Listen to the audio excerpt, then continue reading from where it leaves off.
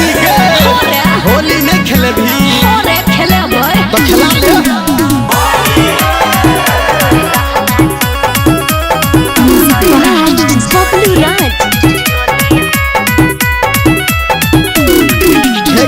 होली में ससुरा जब ककरा से रंग लगे बही होली में ससुरा जब ककरा से रंग लगे बही घरे में बैठ के छौरी करवा की पछतावा फगुआ के जखने छौरा बहतै पछिया हगा अच्छा रहतै लहंगा चोली हमर अपने मरदावा सारा रहतै लहंगा चोली हमर अपने मरदावा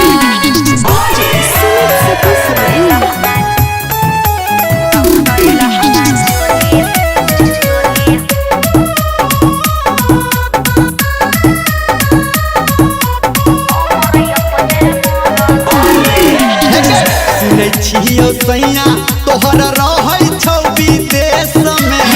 होली खेले सैया हमर आबै छै रे रस में अब कहिया एतै गे सुनै छियो सैया तोहर रहै छौ विदेश में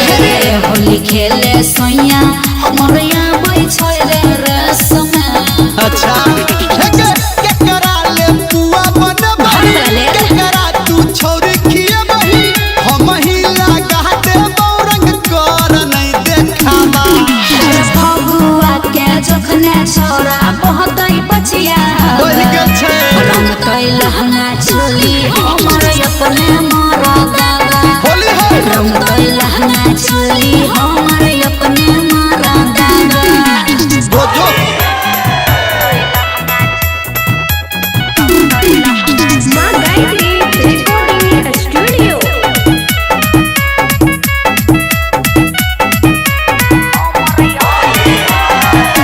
हम छी कलर छौरी तू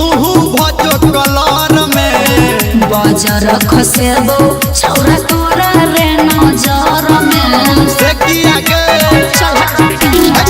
हम छी कलर छौरी तू भजो कलर में बाजार खसेबो छौरा तोरा रे नजर में अच्छा के सबसे तू डलबे बही नहीं रे। डीजे संजय से लगबे बही कहौ निरमलिया छौरी कर नहीं तू दाबा फगुआ के जखने छौरा बहतै पछिया हवा अच्छा रंगतै लहंगा चोली हमर अपने मरदावा रंगतै लहंगा चोली हमर अपने मरदावा हमरा से नहीं लगे भाई